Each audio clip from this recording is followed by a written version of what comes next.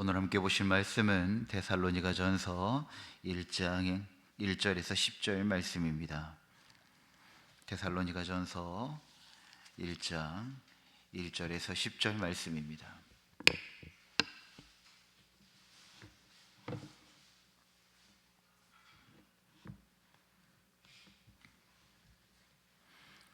하나님의 말씀을 한 절씩 교독하겠습니다.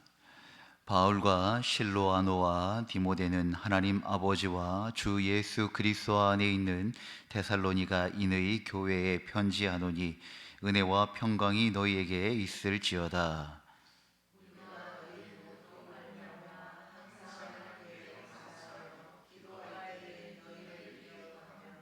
너희의 믿음의 역사와 사랑의 수고와 우리 주 예수 그리스도에 대한 소망의 인내를 우리 하나님 아버지 앞에서 끊임없이 기억함이니,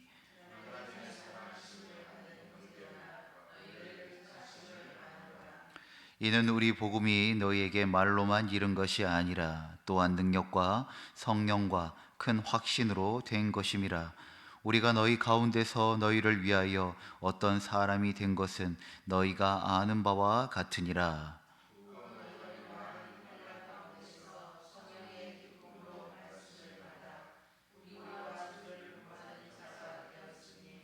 그러므로 너희가 마게도냐와 아가야에 있는 모든 믿는 자의 본이 되었느니라.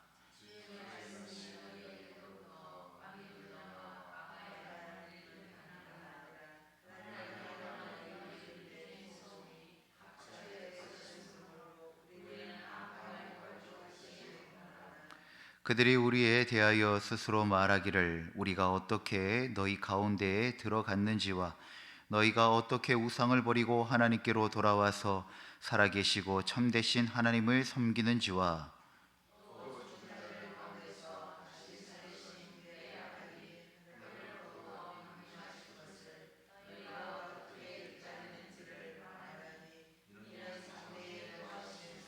우리를 건지시는 예수시니라. 아멘. 사랑하는 성도 여러분, 오늘 이 새벽 우리는 사도 바울이 데살로니가 교회에 보낸 첫 번째 편지의 서두 말씀을 함께 읽었습니다. 혹시 짧은 만남이지만 긴 여운을 남긴 그런 만남이 있으십니까? 개척을 하고 나서 교회의 소식이 기사에 실린 적이 있었습니다. 코로나 기간에 그 기간을 버틴 도시형 개척교회라고 하는 그러한 주제로 기사가 실린 적이 있습니다. 그런데 그렇게 기사가 실리고 난 후에 한 몇 달 뒤에 한 전도사님께 메일로 연락이 온 것입니다. 자신은 울산에서 사역을 하고 있는 교육 전도사인데 신문에서 교회와 목사님 소식을 보고 만나러 오고 싶다는 겁니다. 오지 말라 그랬습니다. 뭐 별것도 없고 뭐 특별히 그렇게 멀리서 올 만한 거는 아니었는데 온다고 하니 궁금한 것이 있으면 그냥 전화로 합시다 라고 했는데 기어코 온답니다. 설마 했죠. 근데 정말 찾아온 것입니다. 그런데 오고 나서 보니까 교단도 다르고 그리고 생각보다 너무 젊은 전도사님이었습니다. 20대 후반의 젊은 전도사님이었습니다. 그렇게 기억으로 한 2시간 정도 만나서 이야기를 했던 것 같습니다. 그 시간 동안 참 많은 이야기를 나눴는데 지금 생각해 보면 무슨 내용 이야기했는지는 기억나지 않습니다. 그런데 아직도 그 만남이 저의 기억에 남은 것은 참 하나님을 향한 그 마음이 뜨거웠다는 겁니다. 하나님을 향한 충성과 그리고 또 복음과 목회에 대한 열정이 참 크더라는 겁니다. 그리고 축복 기도를 한 후에 인사를 나누고 헤어졌습니다. 저에겐 딱 2시간이라고 하는 짧은 만남이었지만 개척 초기에 아직 이렇게 뜨거운 전도사님이 계신다는 것에 대해서 기대와 소망이 생겼고 또 어려운 시기였는데 그렇게 찾아와 줬다는 것에 대하여서 저도 큰 힘과 도전을 받고 힘을 받을 수 있었던 시간이었습니다. 사도 바울에게 데살로니가 교회와의 만남이 그리고 그 데살로니가 교회가 사도 바울에게는 바로 그러한 만남이었던 것입니다.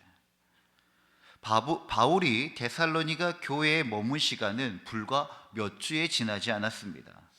그러나 그 짧은 시간 동안 전해진 복음이 그들의 마음 깊숙이 뿌리내려 강한 박해와 환난 속에서도 믿음과 사랑과 소망의 열매를 풍성히 맺어가고 있었던 것입니다. 그렇기에 바울에게 데살로니가 교회는 매우 특별했습니다. 그래서 바울은 그들을 기억하며 늘 감사로 기도로 하나님께 올렸던 것입니다. 오늘 본문은 그 데살로니가 교회의 특징을 잘 보여줍니다.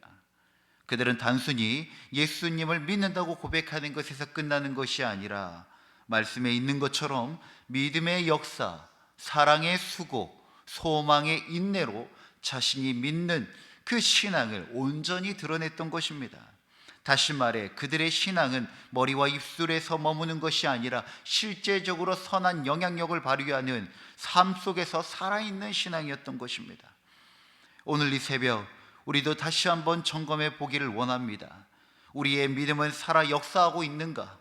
우리의 사랑은 실제로 수고와 희생으로 나타나고 있는가? 우리의 소망은 인내로 이어지고 있는가? 말씀을 통해 이 세 가지 신앙의 열매를 함께 살펴보고자 합니다. 첫째는 믿음은 행동으로 나타나야 한다는 것입니다. 바울은 데살로니가 교회를 두고 너희의 믿음의 역사를 기억한다라고 말하고 있습니다. 그리고 5절 말씀에도 어떤 사람이 된 것은 너희가 아는 바와 같으니라 라고 이야기합니다. 알고 있는 게 검증이 된 실제적인 사례와 그리고 일들이 있었다는 것입니다. 여기서 역사, 에르곤이라고 하는 것은 단순히 생각과 감정 안에서 있는 어떤 우리의 동의를 말하는 것이 아니라 그 동의한 내용이 실제로 행동과 열매로 나타났다는 것을 의미합니다. 그렇습니다. 그들의 믿음은 그냥 떠돌아다니는 지식에 대한 것이 아니었습니다. 그저 삶 전체를 통하여 나타나는 믿음이었습니다. 히브리서 11장을 믿음장이라고 이야기합니다. 11장에 보면 믿음의 사람들이 나열되어 있는데 어떻게 기록되어져 있냐면 믿음으로 아벨은 더 나은 제사를 드렸고 믿음으로 노아는 방주를 준비했고 믿음으로 아브라함은 떠났으며 믿음으로 모세는 애굽을 떠났다라고 증거하고 있습니다. 믿음은 단순한 동의가 아니라 순종으로 이어지는 행동이 있었다는 겁니다. 믿음으로 그런데 이 믿음이 발휘되는 현장이 있었다는 것입니다. 믿음을 통해서 유발된 행동과 행위가 있었다는 것입니다. 아벨은 어떠했습니까? 제사를 드렸다고 이야기합니다.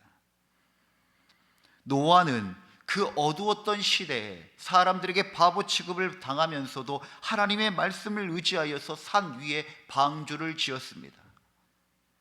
아브라함은 하나님께서 본토 친척 아비집을 떠나라고 하고 너희의 지금까지 살아왔던 세상의 방식들을 버리고 하나님의 방식대로 살아가라라고 말씀하였더니 어디로 가야 하는지 목적지도 없이 하나님의 말씀을 순종하여 떠났다는 것입니다. 그리고 모세는 40대에 큰 실패를 경험하였지만 노년이 된 80대에 하나님의 다시 그 부르심에 응답하며 애굽을 출애굽하는 놀라운 리더자로 쓰임받았다는 것입니다. 우리는 출애굽기를 통하여서 이 모세가 출애굽하는 과정이 결코 쉽지 않았다는 것을 우리는 잘 알고 있습니다. 그들은 믿음으로 그 믿음이 발휘되어지는 현장의 이야기가 있었다는 겁니다. 오늘 우리의 믿음은 어떠합니까?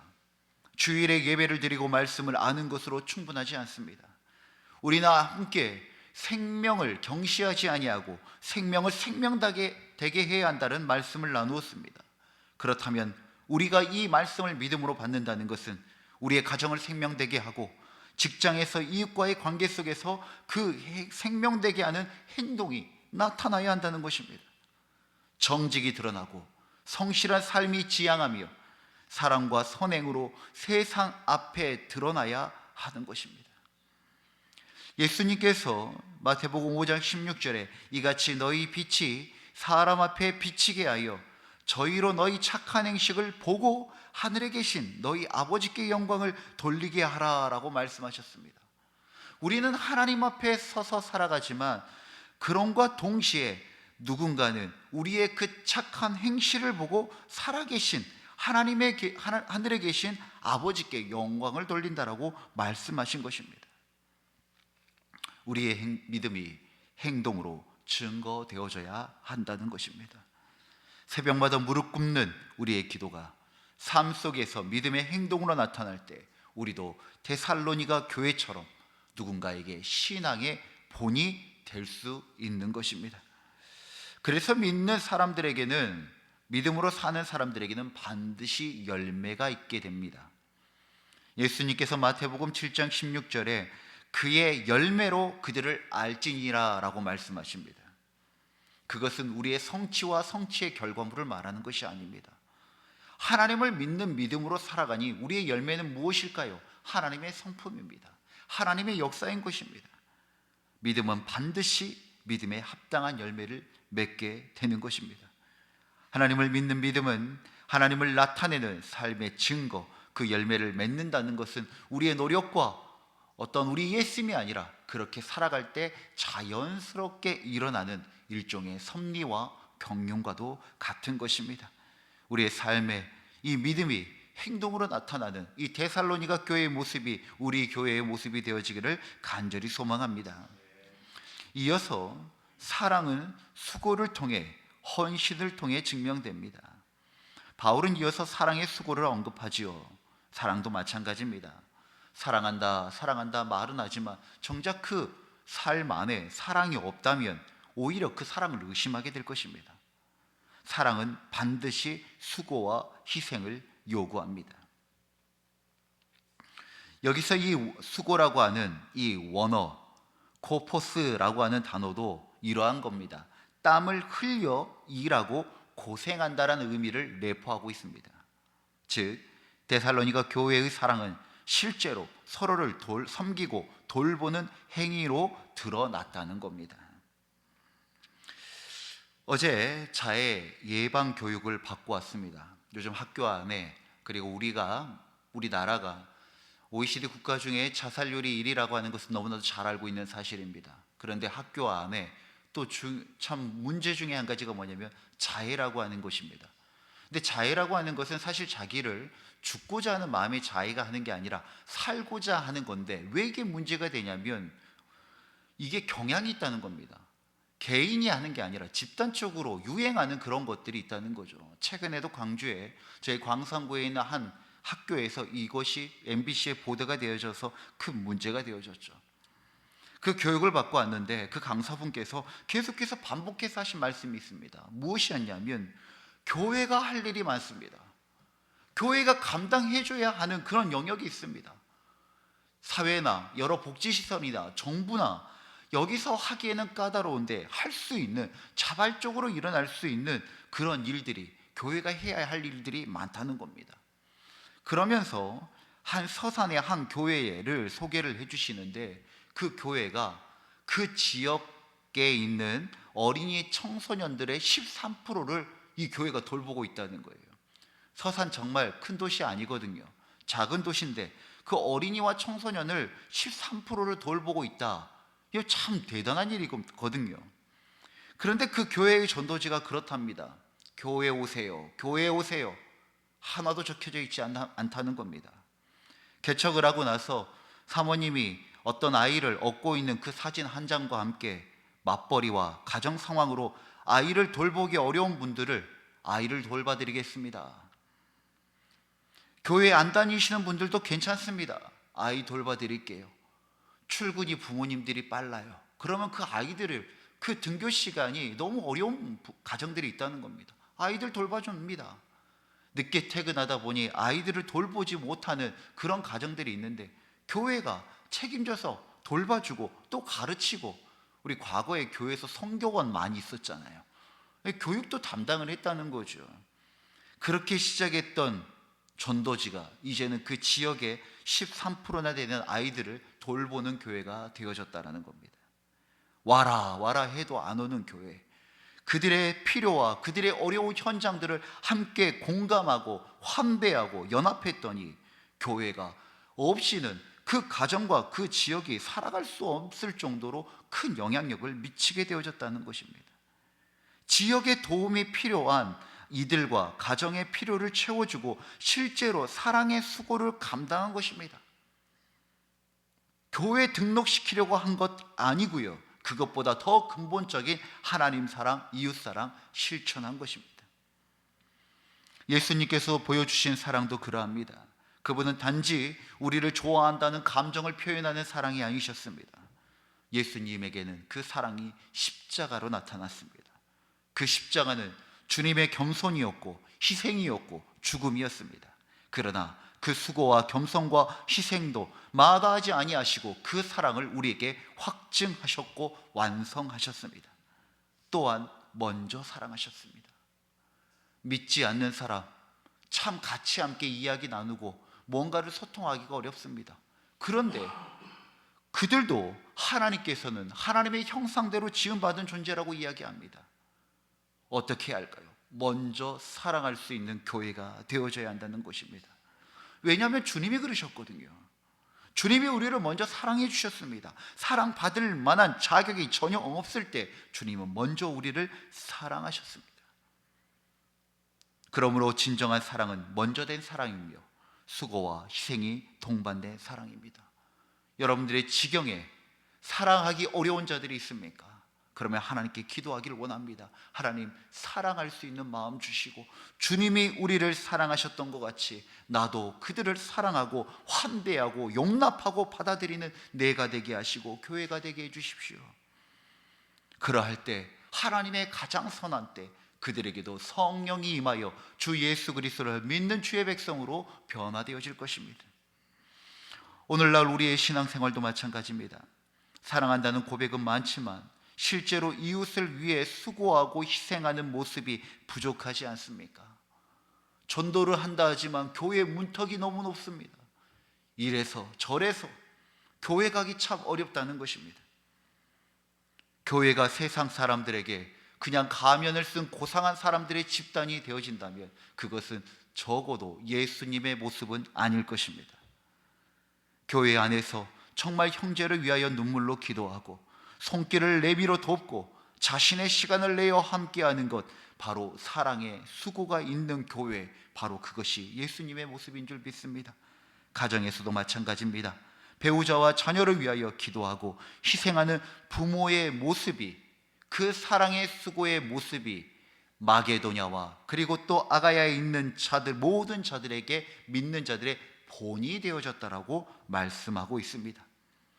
본이 됩시다. 기초가 되어지고 기틀이 되어지기를 간절히 소망합니다. 이런 이야기 듣고 싶지 않습니까? 하나님에게 말고요, 저는 세상에도 그렇게 듣고 싶습니다. 순마음 교회 같은 교회에 있더라, 저런 교회에 있더라, 아직 저런 교회가 남아있더라, 우리도 한번 해보자, 우리도 가보자, 그런 이야기 정말 듣고자 하는 마음이 우리의 마음 안에, 제 마음 안에 있습니다. 그 마음이 우리 모두의 마음인 줄 믿습니다. 교회가 정말 세상에 힘들어하고 고통받고 정말 끊임없이 생명을 찾아가는 자들에게 본이 되어지고 함께 할 수 있는 교회가 되어지기를 간절히 소망합니다. 마지막으로는 소망은 인내로 드러난다는 것입니다. 바울은 마지막으로 우리 주 예수 그리스도에 대한 소망의 인내를 언급합니다. 데살로니가 교회는 많은 환난과 박해 속에 있었습니다. 그러나 그들은 소망 때문에 흔들리지 않았습니다. 환난이 없어서 평안한 것이 아니라 환난이 있었음에도 평안하였는데, 그 평안할 수 있었던 건 바로 소망이 있었기 때문입니다. 그들의 소망은 단순히 현실로 나아가 이렇게 되고 싶습니다, 저렇게 되고 싶습니다라고 하는 기대가 아니었습니다. 이들의 소망은 예수 그리스도께서 다시 오신다라고 하는 재림의 주님의 그 약속을 붙들고 그것이 이루어질 것이라고 하는 소망이었습니다. 본문 10절 말씀에 또 죽은 자들 가운데서 다시 살리신 그의 아들이 하늘로부터 강림하실 것을 너희가 어떻게 기다리는지를 말하니 이는 장래의 노하심에서 우리를 건지시는 예수니라. 이들의 소망이었습니다. 소망의 내용이었습니다. 우리의 소망의 내용은 무엇입니까? 물론 우리가 살아가면서 많은 강구의 내용들이 있겠지요. 그러나 그 근본은 예수 그리스도가 우리의 소망 되어야 할 줄 믿습니다. 그 소망이 환난과 고난과 우리의 연약함 가운데 있는 이 현실들을 이겨나갈 수 있는 인내함을 만들 수 있는 그 근본적인 동력인 것입니다. 현실의 고난이 아무리 크다 해도 주님이 다시 오심을 바라보는 성도는 흔들리지 않을 수 있습니다. 마치 마라톤 선수가 결승점을 바라보며 달리듯 소망은 고난의 시간을 끝까지 견디게 하는 힘이 있다는 것입니다. 그러니 아무리 힘들고 어려운 순간이 오더라도 소망을 잃지 마십시오. 오해하지 마십시오. 힘들어하지 말라는 게 아닙니다. 힘들면 힘들어 해야죠. 그런데 안 그런 척 하지 마세요. 그러면 내가 더 상해요. 힘들면 힘들어 하세요. 아프면 아프다고 하시고요. 고통스러우면 눈물 흘리고 울어도 좋습니다. 그거 결코 믿음 없는 거 아닙니다. 그런데 교회 다니는 사람들이 이상한 믿음을 가지고 있어가지고 힘들어하면 믿음 없다라고 하고 울면 믿음 없다라고 하고, 그게 왜 믿음이 없어요? 아프면 아프다고 병원 가야죠. 의사 선생님 찾아가야죠. 사랑하는 성도 여러분, 힘들어 하더라도 아파하더라도 울더라도 소망은 잃지 마시라는 겁니다. 영광의 날이 있기 때문입니다. 다시 치유되고 회복하는 날이 있기 때문입니다. 주님이 다시 오신다고 말씀하셨거든요. 울더라도 가슴 치더라도 쓰러지더라도 소망 잃지 마십시오. 주님께서 다시 일어설 힘, 나아갈 힘, 살림 주십니다. 오늘 우리의 삶에도 수많은 어려움이 있죠. 경제적인 문제, 가정의 아픔, 건강의 염려, 관계의 상처, 기도의 제목들 수없이 나열할 수 있습니다. 거기에 흔들릴 수 있습니다. 힘들고 눈물 지을 수 있습니다. 그러나 그때 그 상황을 붙들지 마시고 우리가 붙들어야 할 것은 바로 다시 오실 주님, 우리에게 말씀하신 생명의 약속을 붙들며 나아갈 때 그 모든 것을 언젠가 즐거이 추억할 수 있는 날이 반드시 오게 된다는 것입니다. 사랑하는 성도 여러분, 데살로니가 교회는 짧은 시간 복음을 들었지만 믿음과 사랑과 소망이라는 세 가지의 열매로 많은 이들에게, 모든 믿는 자들에게 신앙이 본이 되었다라고 말씀합니다. 오늘도 이 말씀을 통해 우리를 점검해야 합니다. 우리의 믿음이 행동으로 나타나고 있는가? 우리의 사랑은 입술에 고여 있는 것이 아니라 수고와 희생이 드러나고 있는가? 우리의 소망은 고난 속에서도 인내로 이어지고 있는가? 이 새벽의 기도를 통하여 다시 한 번 더 결단하며 이 말씀을 붙들고 나아가는 우리 모두가 되어지기를 주의 이름으로 축원드립니다. 기도하겠습니다. 자비로우신 하나님 아버지, 오늘 말씀을 통해 믿음의 역사와 사랑의 수고와 소망의 인내를 가르쳐 주셔서 감사합니다. 우리의 믿음이 말로만 머물지 않고 삶의 행동으로 증거되게 하옵소서. 또한 우리의 사랑이 감정에 머물지 않고 정말 사랑할 수 없는 이를 주의 이름으로 사랑한다, 품어 안을 수 있는 그 넉넉한 주님의 마음을 우리의 가슴으로 하나님 이어지게 하시고 하나님 임재하게 하여 주시옵소서. 우리의 소망이 헛된 기대가 아니라 다시 오실 주님을 바라보는 인내로 이어지게 하여 주시옵소서. 이 새벽 무릎 꿇는 우리의 기도를 받아주시고 가정과 교회와 일터 가운데 주님의 은혜와 평강을 충만히 부어주어 주시옵소서. 주님의 재림을 기다리며 믿음으로 살게 하시고 끝까지 인내하는 성도로 세워 주옵소서. 그러한 이 하루가 되어지기를 간절히 소망하오며 우리 주 예수 그리스도의 이름으로 기도드립니다. 아멘. 주님이 가르치신 기도로 예배를 마치겠습니다. 하늘에 계신 우리 아버지, 아버지의 이름을 거룩하게 하시며 아버지의 나라가 오게 하시며 아버지의 뜻이 하늘에서와 같이 땅에서도 이루어지게 하소서. 오늘 우리에게 일용할 양식을 주시고 우리가 우리에게 잘못한 사람을 용서하여 준 것 같이 우리 죄를 용서하여 주시고 우리를 시험에 빠지지 않게 하시고 악에서 구하소서. 나라와 권능과 영광이 영원히 아버지의 것입니다. 아멘. 우리의 기도를 주님께 올려드리겠습니다.